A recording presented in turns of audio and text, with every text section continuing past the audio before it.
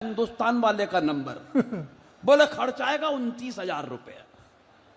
29। दूत ने पूछा कैसे? बोले देख 10,000 तो तेरे।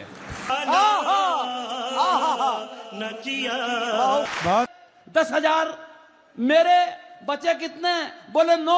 बोले इस पाकिस्तानी को ठेका दे देंगे, बनाता रहेगा। चलो भाई देखो अब मैं क्या करता हूँ।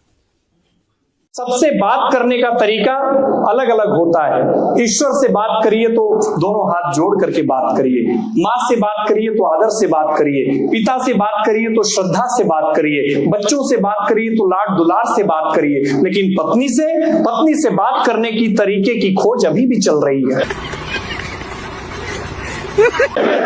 जब तक पूरा रिसर्च नहीं हो जाता तब तक हाँ में हाँ और ना में ना मिलाते रहे। तो क्या हुआ, पिछले दिनों वकालत का छात्र एलएलबी की परीक्षा में फेल हो गया।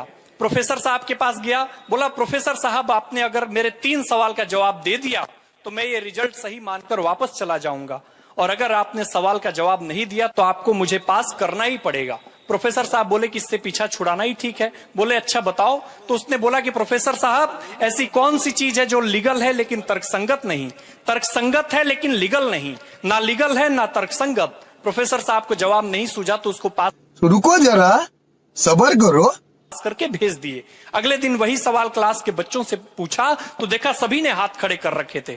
तो एक बच्चे से बोला अच्छा तुम बताओ। तो उसने बोला कि प्रोफेसर साहब आपने 56 साल की उम्र में एक 25 साल की लड़की से शादी की, ये लीगल है लेकिन तर्कसंगत नहीं।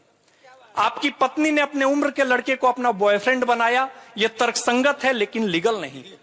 और आपने अपनी पत्नी के बॉयफ्रेंड को फेल होते हुए भी पास कर दिया। ये ना लीगल है ना तर्कसंगत। वो 3 इंजीनियर मर के ऊपर पहुंचे। एक पाकिस्तान का, दूसरा चीन का और तीसरा हिंदुस्तान का। दूत ने कहा अंदर तो ले लूंगा, मगर एक बात बताओ, ये दरवाजा जो है इसकी हालत बहुत खराब है, अगर इसकी मरम्मत करवाना हो तो खर्च कितना आएगा? चलो भाई देखो अब मैं क्या करता हूँ। पाकिस्तान वाला बोला कोई खास खर्च नहीं आएगा, खर्च आएगा कुल 9,000 रुपए। रुको जरा सब्र करो। बोला दूत ने कहा कैसे?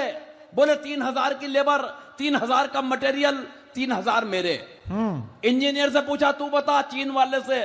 चीन वाले ने कहा खर्च आएगा 12,000। बोले कैसे? बोले 4,000 की लेबर, 4,000 का मटेरियल, 4,000 मेरे। Not bad. Now you... अब आया हिंदुस्तान वाले का नंबर बोले खर्च आएगा 29,000 रुपए। 29। दूत ने पूछा कैसे? बोले देख 10,000 तो तेरे।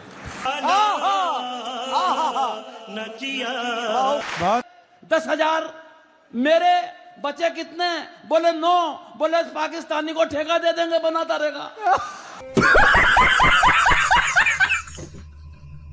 वो बाल कटवाने के लिए पहुंचा तो बाल काटने वाले ने एक बड़ा सामान्य सा सवाल कर दिया। बोले बाल छोटे करने हैं? हरियाणे वाला बोला बढ़ा भी सके है। कौन है ये लोग,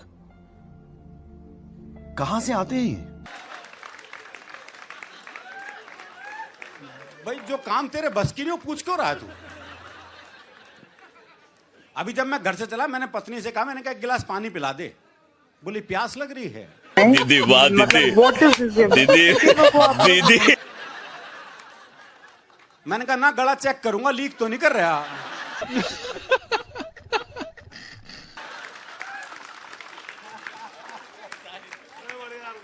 तो ये सवाल उल्टे हैं जी।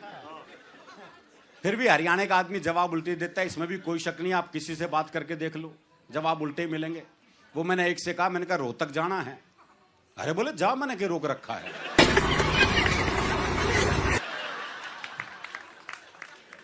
अरे मैंने कहा सड़क रोहतक जाएगी क्या? बोले जी 30 साल हो गए, मैंने तो कहीं जाती दिखी ना।